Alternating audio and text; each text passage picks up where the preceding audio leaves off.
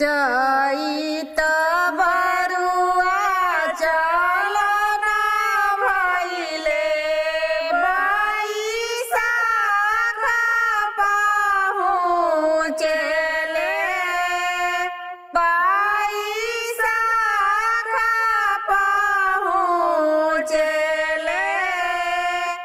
भादो के नदिया अगम बहे कोई पार उतर सुए कोई पार उतर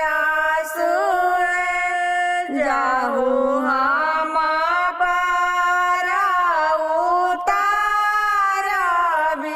रौरा जाइबे कवन देशे रौरा जाइबे कवन देशे जाइबा में जाइबा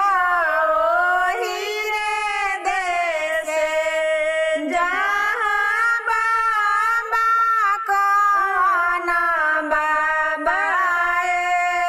जहाँ बाबा कवन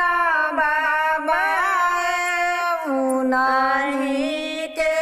चरण दबाई में हमके बरुआ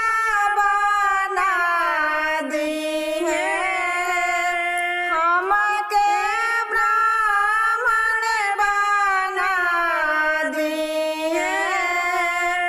जाइबा में जाइबा ओही रे देश जाइया कवन इया जाइया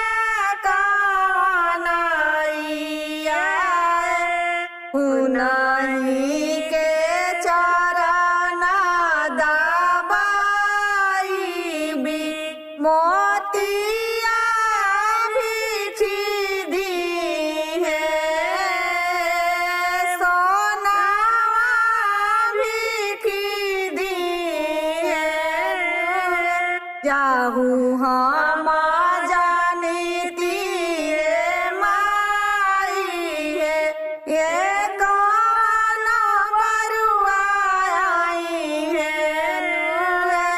ये दुलारू बरुआ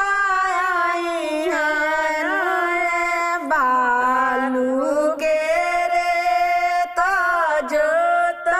जोताईती मोतिया ऊपर जीतीन सोनावा ऊपर जीतीन अजूरी